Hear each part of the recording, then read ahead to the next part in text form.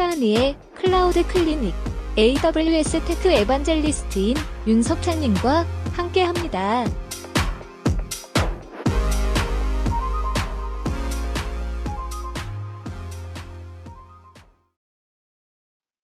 네, 안녕하십니까. AWS 클라우드 클리닉 시작하도록 하겠습니다. 오늘은 AWS에서 전 세계적으로 가장 전문가들이라고 하는 AWS 히로로 선정되신 서버리스의 막구 실력자 이상현님과 함께 하겠습니다. 안녕하세요. 네, 안녕하세요. 오랜만에 만나서 반갑습니다.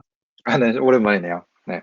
상현님하고 만난 게 꽤 오래전 얘기죠. 한 3년 전 된 것 같아요. 서밋에서 발표할 때 처음 뵀었으니까요. 거의 3년 됐죠, 이제. 네. 상현님 이제 간단하게 자기소개 한번 해야 될 것 같아요. 뭐 모르시는 분들도 계실 것 같으니까. 제가 이렇게 유명한 사람은 아니니까요. 네, 저는 이상현이라고 하고요. 말씀해주신 것처럼 감사하게도 아마존에서 선정한 서버리스 히어로 있는 사람이고요.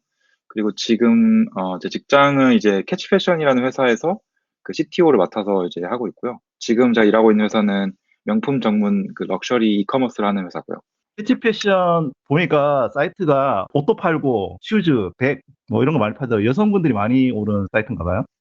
저희는 뭐 굳이 딱 여성 타겟만 하는 건 아니고요. 그냥 그 전 세계에 있는 직구가 가능한 명품을 모아가지고 파는 그런 이커머스를 하고 있습니다. 야, 이거 보니까 가격이 만만치 않구만요. 지금 개발팀에 있는 사람들 중에 이런 걸 사는 사람이 아무도 없거든요. 그래서 다들 우리가 사지 않는 거 만든다고 저희끼리 농담을 하긴 하는데 여기 뭐 이직하신 지가 얼마 안 되셨죠? 얼마 안 된 것 같은데 벌써 지금 10개월 됐죠. 제가 작년 5월에 이직을 했으니까 제가 이제 작년 4월까지는 빙글이라는 회사에서 7년 정도 있었고요. 이제 제가 대학교 휴학하고 처음 일하기 시작한 건 빙글에서 일하는 게 시작한 거였고, 빙글에서 원래는 iOS 개발자로 들어가서 하다가, 뭐 그 전에도 웹 개발을 하긴 했었는데, iOS 개발 처음 시작해서 한 1, 2년 하고, 그 다음에 웹 개발이랑 프론트엔드, 백엔드를 하기 시작했죠. 제가 처음 들어갔을 때 저희 빙글이 다 히로쿠에 올라가 있었고요. 이제 아시는 분이 있을지 모르겠는데, 히로쿠라고 지금 이제 세일즈포스에 인수된 파스 서비스가 있었는데, 그걸 썼었고, 그러다가 이제 아마존으로 옮기고, 그러면서 제가 서버리스를 좀 하게 됐고, 이제 그러다가 발표를 하게 되고 그랬던 거였죠. 네. 지금 두 번째 직장에는 CTO로 일을 하시고 계시더라고요. 지금 회사는 제가 오면서 사실 개발팀을 꾸리는 역할을 같이 한다고 해서 넘어온 거라서 저희 회사에 있는 개발 팀원들은 이제 제가 다 뽑은 사람들이고요. 그렇습니다. 네. 책임 막중하시게 됐네요, 아무래도. 네. 그렇죠. 뭐 저는 사실 직급 같은 걸 이렇게 연연하진 않은데, 어쨌든 이제 제가 사람을 처음부터 뽑은 거니까 그런 책임감 좀 크죠, 아무래도. 아무래도 그 스타트업 CTO가 회사의 기술적인 의사결정부터 해서 채용부터 해서 하는 일이 많은데 이렇게 같이 AWS 히로로 활동도 하시고 또 커뮤니티 활동도 도와주시고 그래서 감사합니다. 제가 요즘 바빠가지고 참 커뮤니티 활동을 참 많이 못하긴 하는데. 자, 그러면은 이제 AWS 첫 만남 이제 얘기를 해야 될 것 같아요. 그래서 그때 AWS를 처음 어떻게 쓰게 됐는지 좀 궁금하네요. 벌써 2013년, 4년쯤인데, 기억하시는 분들은 기억하시겠지만, 그때만 해도 이제, 그러니까 클라우드라는 말이 거의 처음 나오던 시절이었거든요. 그게 퍼블릭 클라우드로 옮겨야 되니 많이 이러던 시절이었는데, 저는 그전에는 이제 이렇게 대용량 서비스를 해본 적이 없었으니까, 그때는 그냥 기본적인 지식만 가지고 있었고, 회사 딱 처음 들어갔는데 이미 히로코를 쓰고 있었어요. 근데 이제 일부 기능들은 히로코를 안 쓰고 이제 아마존을 쓰던 게 있었거든요. 예를 들어 S3 같은 거. 그런 건 그때도 이미 되게 시장에서 도미넌트한 서비스여가지고 이제 히로코랑 S3를 섞어 쓰고 있었는데, 그러다가 어느 날 이제 저희가 뭔가 계속 기능 확장을 하다 보니까 요거는 히로코로는 좀 답이 안 나온다 하는 게 꽤 있었어요. 좀뭐 백그라운드 워커라든지 웹서버도 이제 그 스케일러빌리티에 좀 많은 문제가 있었고, 갑자기 트래픽이 늘거나 했을 때 도저히 감당이 안 되니까, 그래서 이제 내부적으로 다 아마존으로 옮겨야겠다. 그때는 사실 아마존으로 옮겨야겠다기보다는 좀 더 인프라스트럭처 레벨의 로우 하드웨어를 주는 퍼블릭 클라우드로 옮기자는 아이디어였고, 그때만 해도 사실 퍼블릭 클라우드로서는 AWS가 유일한 선택지였거든요. 그래서 되게 자연스럽게 이제 아마존을 쓰기 시작했죠. 가장 처음 했던 게, 그래서 모든 그 백엔드 인프라스트럭처랑 프론트엔드 인프라스트럭처를 다 아마존으로 옮기는 게 거의 저희 첫 번째 일이었고요. 상현님하고 처음 만났을 때가 2017년도 AWS 서밋 때 기반의 마이크로 서비스 구현하는 사례에 대해서 이제 발표할 때 같이 만나서 했었는데 그때 이제 되돌아보면 초기에는 빙글 서비스가 옵스웍스라고 하는 서비스에서 서비스를 했었어서 그죠? 네, 빙글만 해도 사실 처음 시작하던 시점과 제가 그 발표를 하던 시점만 해도 사실 많은 변화가 있었거든요. 예를 들어 제가 말씀하신 것처럼 저희는 막 도커에 옵스웍스에 뭐 사실 그전에는 엘라스틱 빈스토크도 썼었고 되게 좀 클라우드 안에서도 되게 트레디셔널한 아키텍처를 쓰고 있었고 그 루비 온 레일즈라고 그 모노리스틱 어플리케이션의 정점에 있는 그런 프레임워크로 진짜 엄청 큰 레파지토리 하나로 서비스 운영하고 있었는데 제가 좀 본격적으로 백엔드를 하고 이제 인프라 쪽으로 좀 그 시간을 쓰기 시작하면서 그때 이제 저희가 마침 서비스 리뉴얼을 하고 있었어요. 빙글 서비스를 아예 다 뜯어고치는 전체적인 리뉴얼을 하고 있었는데 그때 이제 마침 람다가 나오고 되게 서버레스라는 개념이 좀 정립되던 시기였거든요. 그때 제가 그걸 좀 너무 뭐랄까 몰입돼가지고 저희 팀원들을 설득해서 이거는 우리 서버레스 옮겨야 된다. 그래서 빙글이란 서비스를 리뉴얼하면서 동시에 기능을 하나씩 람다나 서버레스 기반 기능들로 옮기는 걸 같이 진행했었죠. 그리고 그게 이제 2016년, 15년쯤이었고 저희가 실제로 이 발표를 한 거는 그게 어느 정도 이제 뭐랄까 그 난장판이 좀 마무리되고 나서 이렇게 마이그레이션 이게 좋더라는 얘기 나오기 시작하면서 이제 발표하고 이런 게 있었고요. 네. 2014년도에 이제 AWS 람다가 나오면서 사실상 클라우드 업계에 이제 서버리스 기술이라는 부분이 어느 정도 소개되고 난 다음에 사실 서버리스를 막 도입한다는 게 쉬운 일은 아니었을 것 같아요. 저는 사실 그래서 빙글에서 되게 운이 좋았다고 생각해요. 빙글이 첫 직장이었던 걸로 그렇고 사실 이제 제가 거기서 그런 변화를 겪을 수 있었던 거 되게 운 좋다고 생각을 하는 게 다른 회사 같았으면은 지금 이런 게 있으니까 우리 인프라스트럭처 다 뜯어고치자. 사실 그게 뭐 나중에 말씀을 드리겠지만 인프라스트럭처를 고치는 것만이 아니라 사실 어플리케이션을 처음부터 다시 작성했거든요. 루비 온 레일즈로 되어 있던 거를 노드.js 기반으로 아예 작성을 다시 하는 그 과정까지 있었던 거기 때문에 다른 회사 같았으면은 못했겠죠. 일개 직원이 그런 거를 할 수 없었을 텐데 빙글에서는 되게 저희 팀원들이 그런 걸 되게 좋아했고 좀 같이 해보자는 분위기가 있었어서 그런 걸 할 수 있었죠. 서버레스라는 게 말씀 주신 것처럼 2014년에 처음 나왔을 때 기억을 하는데 람다가 처음 나왔을 때만 해도 약간 사람들이 이거를 뭐랄까 좀 매니지드 워커 이렇게 생각을 했었거든요.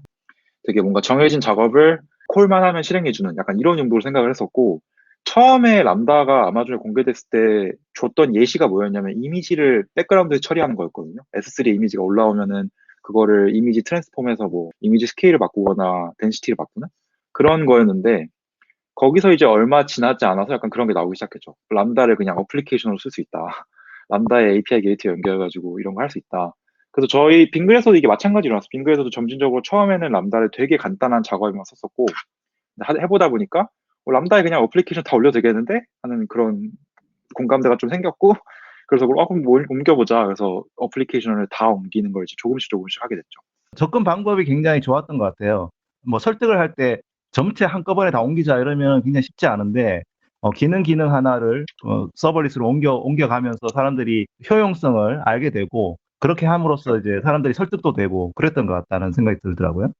네, 뭐 약간 그런 것도 있었고요. 저희 팀 내부적으로도 약간 루비 온 레일즈에 너무 질려 있는 것도 있었어요. 제가 이 발표에서 제기했던 여러 가지 문제의식들, 뭐 예를 들어 프론트엔드를 잘못 배포했더니 백엔드가 같이 죽어버린다던가 이런 것들에 대해서 너무 질려 있었기 때문에 사람들이 이거 좀 시도를 해보자라고 했을 때 다들 좀 그래 해보자 약간 이런 게 있었죠. 결과적으로 이제 처음 시도 몇 번은 그래서 제가 되게 고생을 많이 했고 그 다음부터는 이제 사람들이 많이 도와줬죠. 7년도 이 발표가 다른 분들한테 굉장히 많은 영향을 미쳤다고 들었어요. 사실 스타트업들뿐만 아니고 엔터프라이즈 기업들이 사실 람다 기능을 도입하는 데 있어가지고 어떤 식으로 접근을 해야 되는지 굉장히 좋은 베스트 프랙티스였다고 저도 이제 다른 어카운트 매니저나 다른 고객들한테 많이 들었었습니다. 이 모노리스틱에서 서버리스 마이크로 서비스 아키텍처로 가는 거를 이제 뭐 This is my architecture라고 영상을 또 찍으셨잖아요. 네네. 이게 이제 리인벤트의 일부로 진행했던 거였는데 처음에 어떤 아키텍처가 있었고 그걸 왜 바꿨고 이런 걸 좀 간단하게 설명한 자리였는데 재밌었어요 이것도 되게. 5분, 6분 정도 되지만은 그 아키텍처를 어떻게 전환했는지 한꺼번에 이렇게 볼 수 있는 아주 좋은 기회였던 것 같아요. 뭐 많은 분들이 좀 다시 한번 보셔도 좋겠다는 생각이 듭니다. 3년 전 영상이지만 굉장히 앳된 얼굴 보이네요. 네. 뭐 근데 이게 사실은 좀 뭐랄까 계시는 환경에 따라서 변화의 속도라는 게 되게 다르긴 한 게 저희만 해도 사실 지금 뭐 퍼블릭 클라우드 쓰는 거 당연하다 이렇게 얘기하지만 사실 아직도 막 퍼블릭 클라우드 정말 올려도 되냐 이런 회사들이 있기 때문에 그쵸 그런 분들한테는 되게 새로운 내용이겠죠. 상현님이 빙글에서 하셨던 일들을 이렇게 외부에 이렇게 잘 공유를 해주시고 뭐 커뮤니티에서도 Q&A도 진짜 잘 답변해 주시고 사실 제가 앞에 마쿠 실력자라고 적었는데 그 이유가 슬랙에 오면은 거의 상현님이 서버리스 채널에서 웬만한 다른 회사 문제를 다 해결해주고 있더라고요, 보니까. 아니, 뭐, 그럼 어쩌다 보니까 이게. 아니, 저도 처음에 되게 고생을 많이 했었거든요. 그래서 이제 다른 사람들이 똑같이 고생하면은, 이게 다 오픈소스 정신으로 하는 거죠. 네, 그래서 서버리스에 관련된 모든 문제는 사실 슬랙 채널에서 상현님만 찾으면 된다. 이 정도로 이제. 그래서 제가 마쿠 실력자라고 네, 불렀습니다. 2019년도 초반에 AWS 서버리스 히어로로 이제 선정이 되셨고 분야별로 이렇게 히로를 만든 게 얼마 되지 않았어요. 뭐 서버리스, 컨테이너, 뭐 데이터 히로. 당연히 사실상 첫 번째 서버리스 히어로가 되셔가지고 너무 많이 이제 활동을 해주셨는데 히어로가 되면은 시애틀로 초대를 하는 그런 혜택도 있다고 하더라고요. 네, 이제 인플루언서 서밋이라고 해가지고 이제 아마존에서 지정하는 일부 개발자들, 주로 히어로들이긴 한데 히어로들이 아닌 사람들도 있고요. 개발자들 모아가지고 이제 아마존의 퓨처 그 로드맵이랑 아마존에서 지금까지 하오는 일들에 대해서 피드백을 듣고 좀 그런 자리였는데, 저는 개인적으로 제가 가본 그 어떤 세미나나 그 어떤 뭐랄까요, 컨퍼런스 이런 것 중에서도 제일 도움이 됐었던 것 같아요. 실제로 정말 재밌었고, 서밋만 해도 사실 AWS 잘 모르는 사람들이나 AWS에 처음 접해보신 분들 많이 오기 때문에 약간 그 비기너 레벨의 내용도 많이 있게 되는데, 여기는 정말 정말 하드코어한 분위기였어요. 네가 아는 걸 나도 다 알고 내가 아는 것도 네가 다 안다. 우리 좀 더 새로운 걸 얘기해보자. 약간 그런 분위기여가지고 전 되게 재밌었어요. 네, 많은 분들이 이렇게 뭐 놀기도 하고 아마존 시애틀 본사에 뭐 네. 관광도 하고 그랬나 본데요. 시애틀 그 중심가에 있는 호텔에 하나 모여가지고 호텔에 컨퍼런스룸 빌려가지고 거기서 이제 계속 엄청 인텐시브하게 계속 세션을 진행하고, 아마존에서 일하는 사람들 불러와서 같이 얘기하고, 그리고 이제 나중에는 이제 데이투데이로 뭐 아마존 건물 가는 것도 있었고, 아마존 빌딩에 실제로 가서 거기서 람다를 만드는 팀원들 만나서 얘기하는 것도 있었고, 되게 좀 입체적으로 진행이 됐어요. 근데 되게 약간 말씀드렸던 것처럼 되게 하드코어하게, 정말 우리 아마존에서 우리가 그 AWS 기능, AWS 우리가 앞으로 하고 싶은 일, 우리가 했던 일이 어떠는지 이런 걸 되게 오픈해서 커뮤니케이션하는 그런 자리였고요. 저는 되게 새로웠어요. 약간 그 접근 네, 방법 자체가. 아마존이라는 회사 자체가 고객의 어떤 피드백을 들어서 그거를 이제 제품 로드맵에 넣는 거를 굉장히 중요하게 생각하니까 이렇게 얘기를 듣는 자리, 이거 굉장히 중요하게 생각해서 만든 자리인 것 같아요. 행사 가가지고 가서 뭐 이렇게 막 영상도 찍고 막 이랬더라고요. 아, 네. 이것도 되게, 이것도 되게 그냥 그날 그 자리에서 할래 해가지고 한 거였는데, 이것도 안 보신 분들은 정말 보면 좋을 것 같은데, 같이 있는 그 에리카 윈스턴이 사실은 저분이 그 도커 얼리 커미터였거든요. 초창기에 작업하던 사람이고, 지금은 서버레스 모니터링 툴 회사를 창업하신 분이거든요. 저분이랑 되게 이야기 많이 했었는데, 뭐 영상을 보시면 아시겠지만 정말로 서버레스라는 게 왜 존재하는 거고, 우리가 이 기술이 어떤 방향으로 가고 있고, 우리가 어떤 방향으로 가길 기대하는지 이런 걸 되게 폭넓게 얘기할 수 있었어요. 네. 네. 뭐 Q&A도 하고 그랬다고 하던데. 네, Q&A는 저는 사실 옆에서 구경만 했는데, 네, 뭐 레딧에서 저희 질문 받아서 답변하는 것도 있긴 했었는데, 저는 이제 다른 사람들 고고할 때 요 영상 가서 찍고 있었거든요. 뭔가 재미있는 건 재미있는 건데, 그 재미있는 것도 되게 빈틈없이 빡세게 하는 그런 게 있더라고요.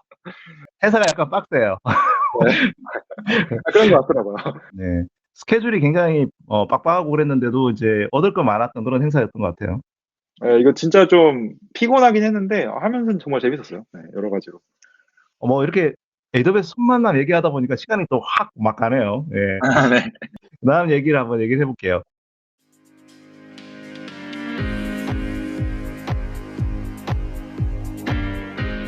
지금 여러분은 차은희의 클라우드 클리닉을 듣고 계십니다.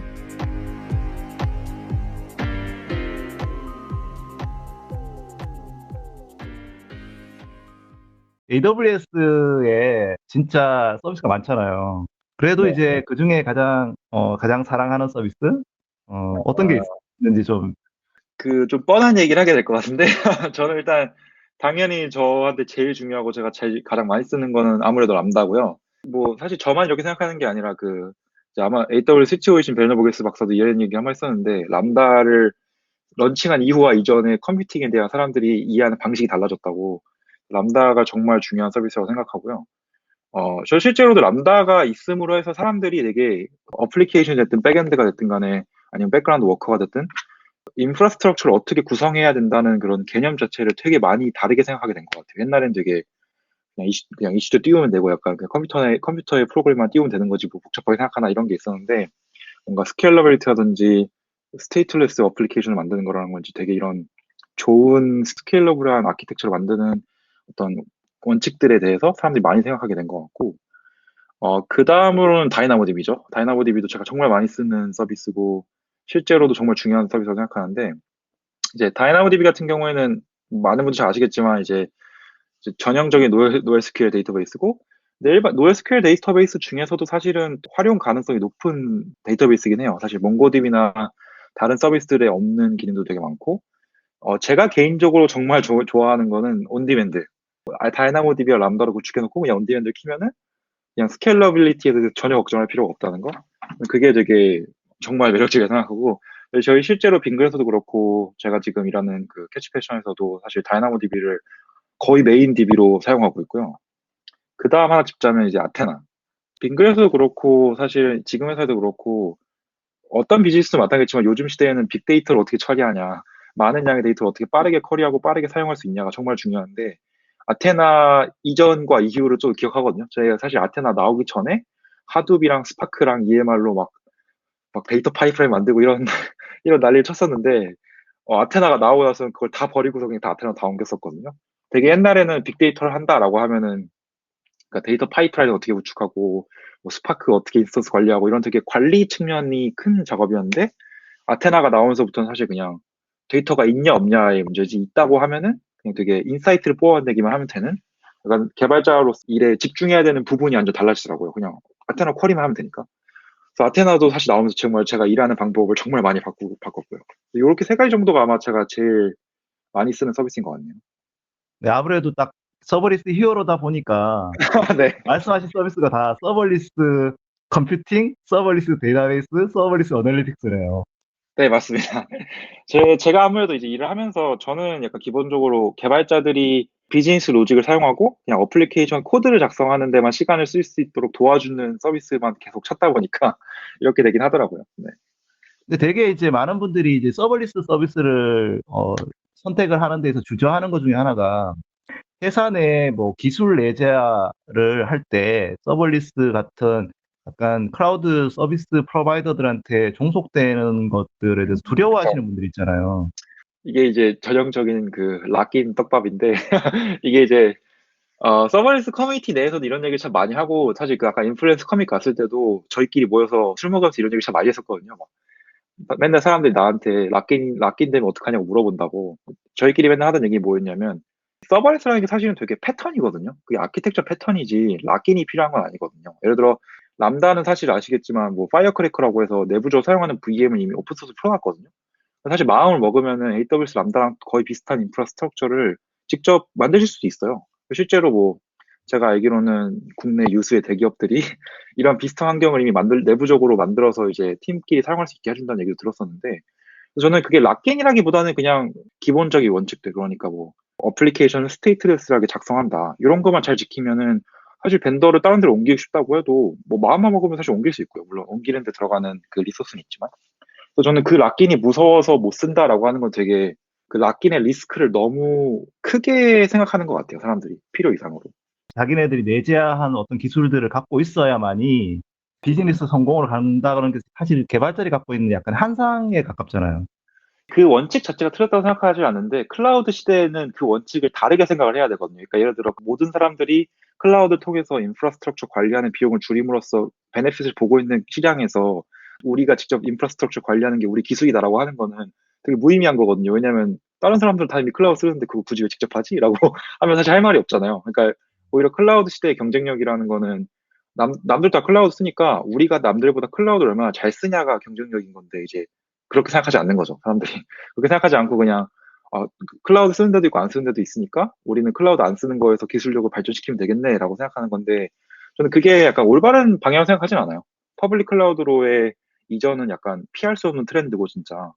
그거를 잘 받아들여서 다른 회사에는 없는 클라우드 사용하는 방법을 개발하냐가 중요한 거지, 클라우드를 안 쓰고 버티는 게 기술이라고 생각하진 않거든요, 저는 개인적으로. 어떤 분들은 이제 클라우드를 쓰는 것보다 기존에 이제 온프라미스 데이터 센터 환경에서 쓰는 것이 더 효율적이다 이렇게 생각하시는 분들도 계시잖아요.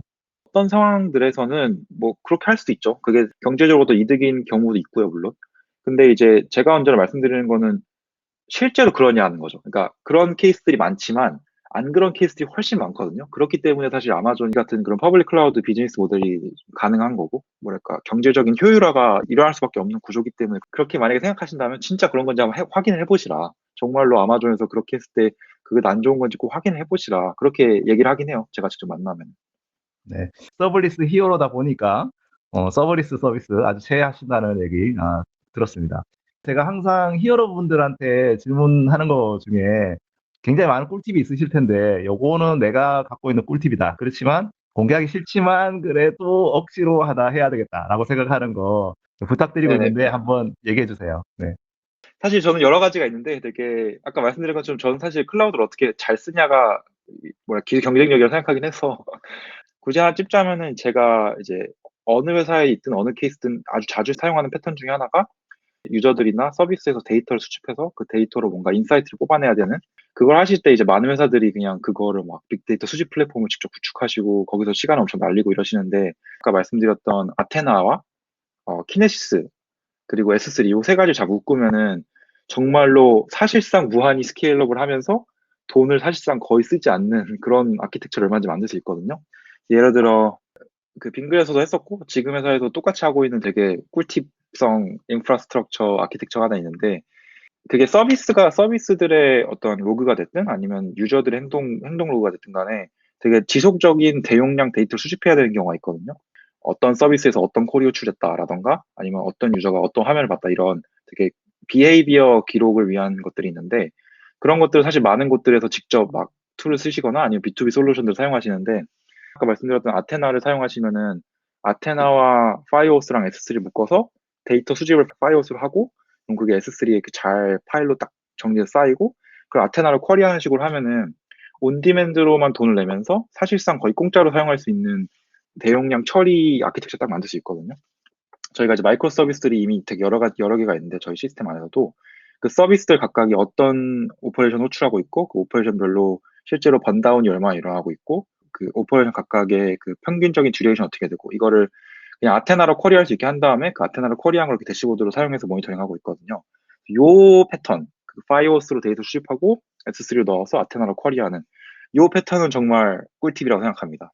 그 최근에 보니까 그 데이터 분석하는 어떤 방법 중에 그 아마존 아테나 지금 말씀하신 아마존 아테나랑 AWS 람다를 써가지고 굉장히 네네. 많은 데이터 소스의 데이터들을 한꺼번에 불러서 이런 식으로 네네. 이제 쿼리를 던져가지고 하는 부분도 아마 그 아테나 패드레이트 쿼리라는 기능도 얼마 전에 출시가 됐더라고요.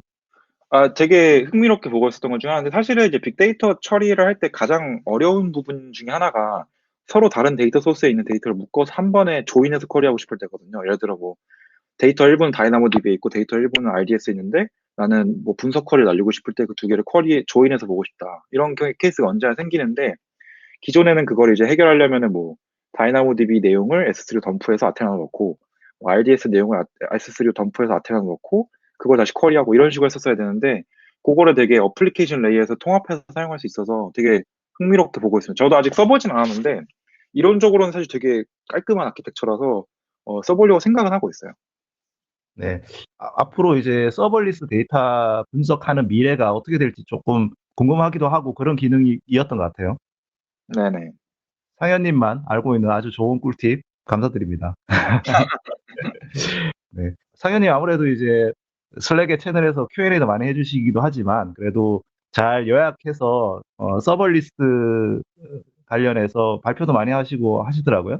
그 발표 중에 가장 이거는 내가 밖에서 얘기했을 때 많은 분들이 분위기 좋았다, 인기 좋았다 이런 거 있으면 하나 소개해 주시죠.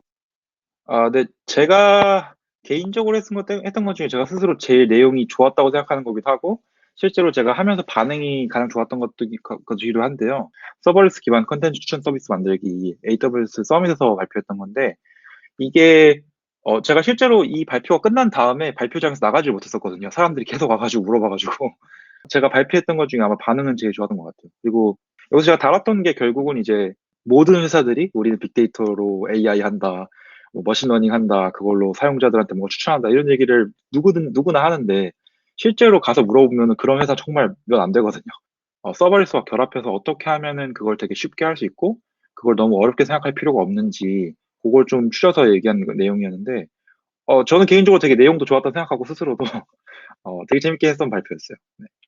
이렇게 했으면 좋겠다고 하는 것을 실제로 구현하려고 하면 쉽지 않잖아요. 근데 그거를 AWS에 있는 서버리스 서비스 몇 개를 쓰면 진짜 쉽게 데이터 수집부터 처리, 추천을 가능하다라고 하는 걸 보여줬던 좋은 발표였던 것 같아요. 이제 실제로 옛날에 뭐 하둡이나 스파크 같은 걸로 콜라보레이티브 필터링이라든지 이런 다양한 머신러닝 알고리즘을 저도 좀 해봤었는데, 그렇게 하면 정말 어렵거든요. 그래서 정말로 내가 수학적인 그런 개념을 다 이해하고 있어도 그거를 실제로 구현하기가 너무너무 어렵거든요. 그런 인프라스트럭처럴한 문제들이나 그 운영상의 문제들을 사실 서버리스로 넘어가면 상당 부분 없애버릴 수 있거든요. 그래서 되게 그냥 요렇게 추천하면 되겠다 하는 그런 아이디어만 있으면 할 수 있어서, 그게 되게 정말 좋았던 것 같아요. 네. 꼭 이 발표 뭐 들어보셨으면 좋겠어요. 다른 분들이. 네. 이제 거의 마지막이네요. 네네. 제가 히어로분들한테 다 이런 똑같은 방식으로 이렇게 질문을 했었거든요. 그러다 보니까 그래도 이런 질문 받고 싶은데, 이런 얘기 꼭 하고 싶은데 이런 게 있었는데 못했던 거, 요거 이제 마지막에 시간을 드리도록 하겠습니다. 네.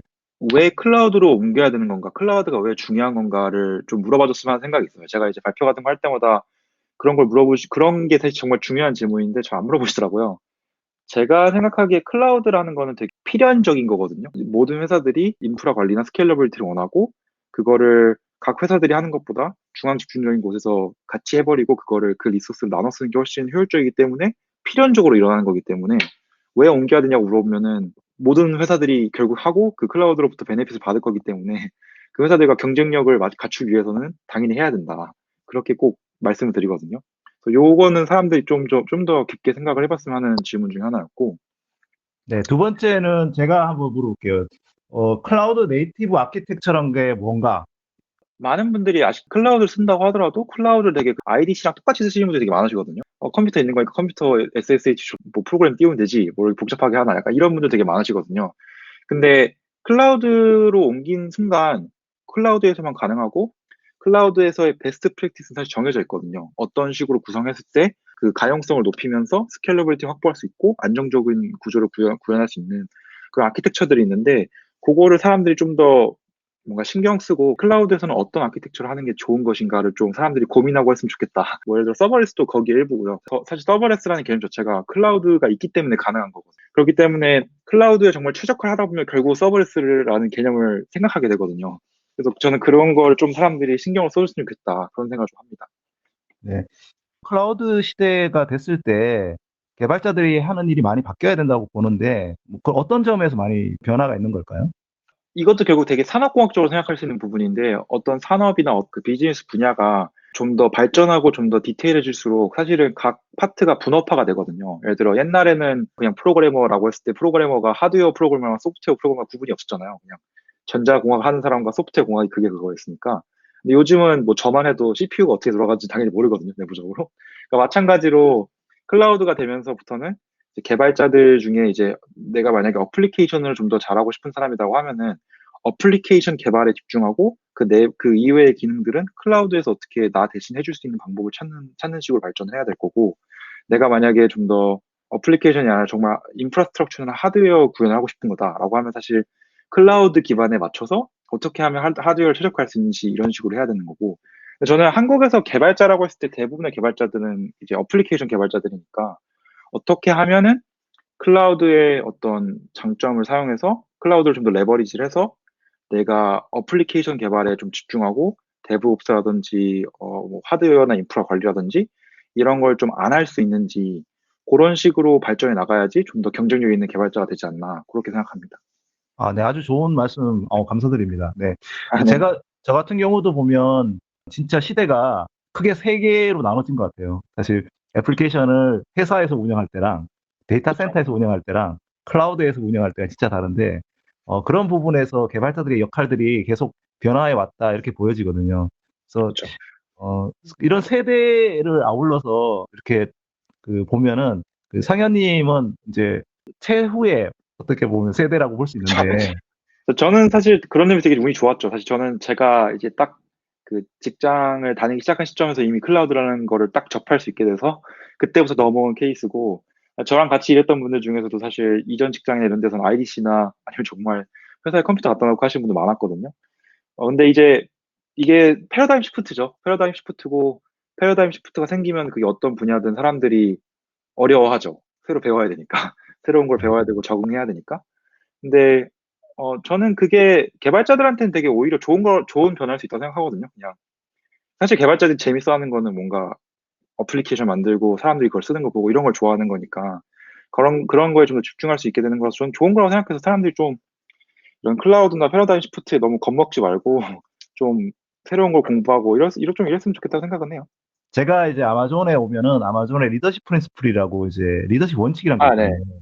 거기에 보면 이제 14가지가 원칙이 있는데 그중에 제가 제일 좋아하는 것 중에 하나가 Learn and be curious라고 배우고 네. 호기심을 가져라 이런 게 있어요. 그래서 개발자들이 가져야 될 가장 중요한 덕목인 것 같아요. 저는 결국 다 지나고 나서는 약간 좋은 개발자와 그냥 그저 그런 개발자의 그 경계가 거기서 생기는 것 같은 생각도 해요. 뭔가 이런 패러다임 시프트와 어떤 뭔가 불가피한 변화가 생겼을 때 그 변화를 그러니까 되게 배우고 재밌어하는 사람과 그걸 되게 귀찮아하고 아, 이거 왜 해야 되나 하는 사람과 그 경계가 생기는 것 같긴 해요. 네. 아, 감사합니다. 그리고 이제 마지막으로 상현님이 지금 하고 계신 AWS 한국 사용자 모임에 서버리스 그룹이 있더라고요. 네, 맞습니다. 그래서 서버레스 그룹 소개해드리면은 이거는 이제 AWS 사용자 그룹 안에서 소모임으로 서버레스에 관심 있는 사람들끼리 계속 진행하고 있는 그룹이고요. 뭐 강남 근처에서 자주 미팅을 하는데 모여서 저희가 하고 있는 새로운 되게 재밌는 시도들이나 새로운 뭔가 새로 배우게 된 사실들이나 이런 걸 공유하고, 예를 들어 뭐 좀 아무도 안 해본 되게 이상한 거를 서버레스로 옮겨보는 경험 뭐 이런 것도 공유하고요. 그렇게 되게 편하게 모여서 서버레스 관련된 거 공부하고 배우는 그런 그룹입니다. 네. 많은 분들이 참여하셔가지고 좀 상현님의 그 노하우도 배우고 그렇게 했으면 좋겠네요. 네네. 요즘 그 하는 이제 캐시 패션 에서 네. 이제 CTO로 일하고 계신데 회사에 채용도 많이 하고 계신 건가요? 아, 그럼요. 아, 네. 그럼요. 캐치 패션에 말씀드린 것처럼, 이제 명품 전문 이커머스 플랫폼이고요. 저희 언제나 채용하고 있고, 좋은 개발자거나, 좀 제가 방금 말씀드렸던 뭔가 새로운 것 좀 해보고 싶고, 좀, 뭐랄까, 좀 더 클라우드 네이티브 아키텍처 해보고 싶고, 이런 분들이라면 언제든지 환영입니다. 저희 서비스도 지금 완전히 서버레스 운영되고 있고, 지금 돌아가고 있는 서비스 같은 경우는 EC2 인스턴스가 아예 한 대도 없어요. 전부 다 서버레스 운영되고 있거든요. 그래서 저희는 모니터링이나 온콜이 아예 없습니다. 그냥 트래픽 늘어나면 트래픽 늘어나는 거고, 줄어들면 줄어드는 거고. 뭐랄까, 클라우드 네이티브한 아키텍처에서 일해보고 싶으신 분들은 언제든지 저한테 연락을 주시면 됩니다. 네. 돈도 많이 벌어가지고 회사에서 파는 것도 막 많이 샀으면 좋겠네요. 네. 네. 하여튼 오늘 이렇게 재밌는 시간 함께 해주셔서 감사드리고요. 네, 다음에 또 한번 업데이트하는 시간 가졌으면 좋겠네요. 네네. 이렇게 함께 해주셔서 감사드리고요. 또 다음 시간에 뵙도록 하겠습니다. 감사합니다. 감사합니다.